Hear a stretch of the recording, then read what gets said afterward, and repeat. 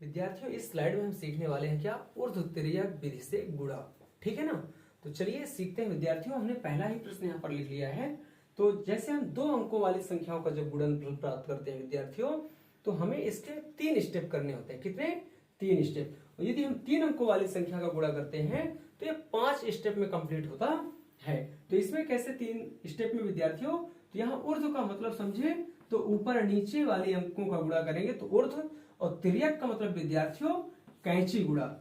ठीक है ना। इस तरह से क्रॉस मल्टीप्लाई करेंगे। तो यहाँ पे सबसे पहले हम ऊपर नीचे का गुणा कराएंगे तो 4 पंचे कितना हो जाएगा? 20।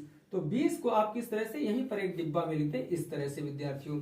फिर आप देखेंगे तो इसका गुणा, तो 4 एकम 4, ऐसे मैंने बनाया है ना एक कैंची, और 2 पंचे 10, तो 4 एकम 4 और 2 पंचे 10, तो 10 और 4 कितना हो जाएगा? दूसरे डिब्बे में आप इसको रख दे 14। अब फिर से ऊपर नीचे का गुणा होगा। मैंने कहा था 3 स्टेप, तो 1 2 और ये 3, तो यहाँ पे कितना हो जाएगा? 2 एकम 2, तो इसको आप एक डिब्बे में रख देंगे इस तरह से। अब इनका इकाई अंक लेंगे तो यहाँ पे कितना आ जाएगा? 0। इसका 2 इसमें जुड़ जाएगा तो ये हो जाएगा 16।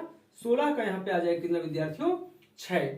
और एक जो बचा कैरी विद्यार्थियों वो 2 के साथ जुड़ जाएगा। तो इस तरह से कितना आंसर आ जाएगा? 360। चलिए इसमें देखते हैं विद्यार्थियों कि ये कितने स्टेप पर?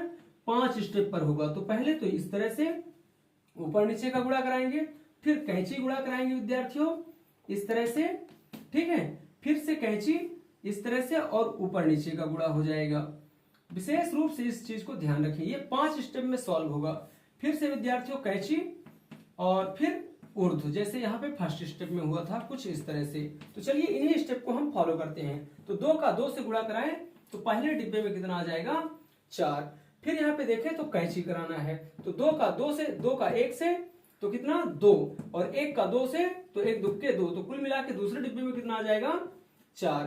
तीसरे स्टेप में ध्यान दें विद्यार्थियों, तो 2 का 3 से कराएंगे तो 6, फिर 4 का 2 से तो 4 दूनी 8, तो 6 4 सॉरी 2 तिहाई 6 और 4 दूनी 8, तो 6 8 14 और 1 एकम 1, तो कितना हो जाएगा? तीसरे स्टेप में 15 हो जाएगा।